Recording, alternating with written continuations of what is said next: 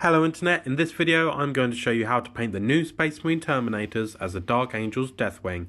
Let's get into it.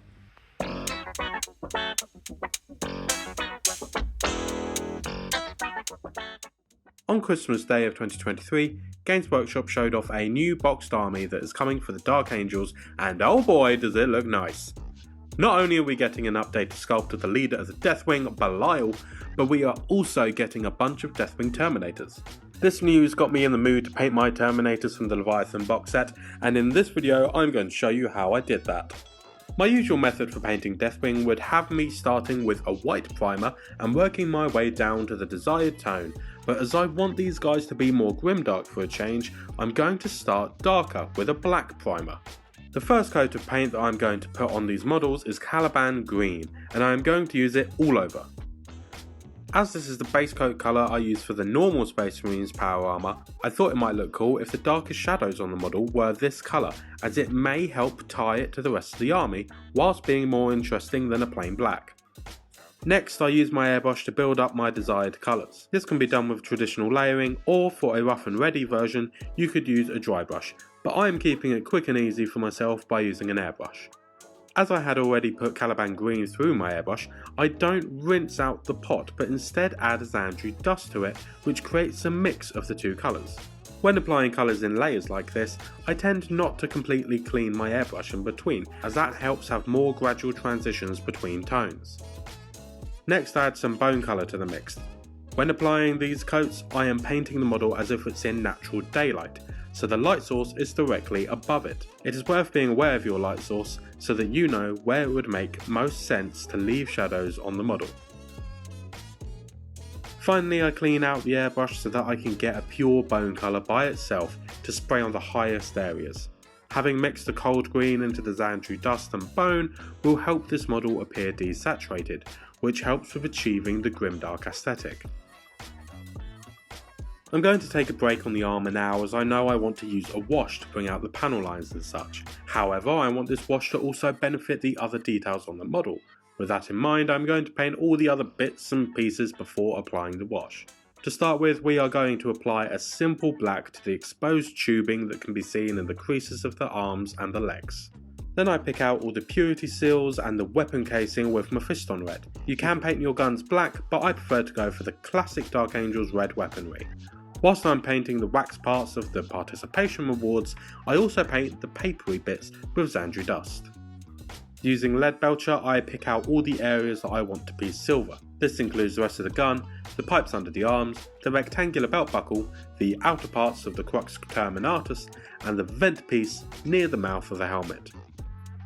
If at any point any of these base coats don't have a nice strong coverage, wait for it to dry and simply apply a second thin coat. Lastly, I use Retributor armour as the base colour for any of the golds on the decorative skulls, be that on the knees, wrists, shoulder or gun. I also use this paint on the Imperialis in the centre of the chest plate, which is the skull with the big eagle wings. The finishing touch before I am comfortable with washing the miniature is to apply a Dark Angel's Deathwing transfer to the empty shoulder pad. I am doing this now so that any weathering will be done on top of the symbol rather than under it, so that it looks as worn as the rest of the armour. I would just like to interrupt this video to say if you've been watching this channel for a while now and would like to consider supporting the channel in a different way, then maybe think about checking out my Patreon.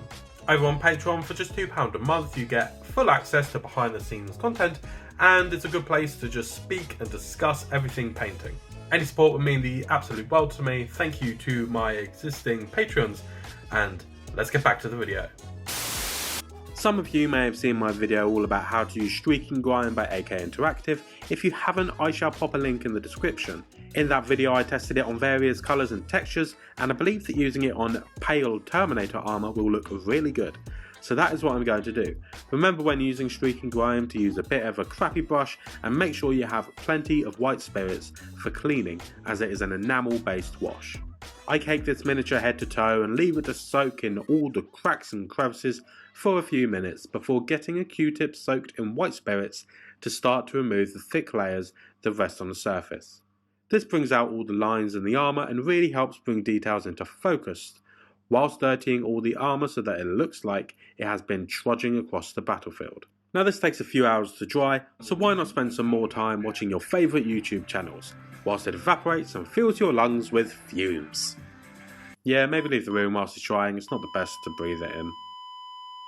Once the miniature is dry and the friendly neighbourhood necromancer has brought you back to life, it is time to do some edge highlighting. As all the armour will now have been tinted with the dirtiness of streaking grime, you can use the original bone colour that we use for the armour to do the edge highlights. If you wish, you could add some small scratches on the armour panels, but I'm not going to do this right now just for the sake of speed. For the purity seals and red on the weapon, I add a highlight layer of the base colour we used earlier, Mephiston Red, followed by an edge highlight of Mephiston Red mixed with a small amount of orange. And for the paper parts of the participation trophies, I highlight with Xandri Dust and Bone.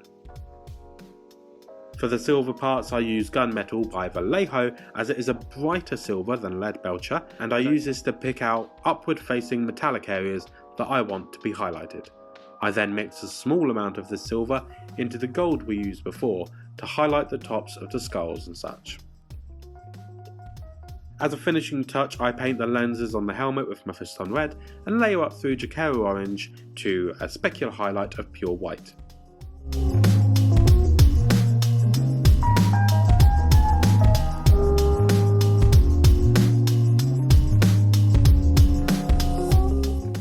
I hope you found this video useful for painting your own Deathwing Terminators for the Lion, and until next time, I shall see you later.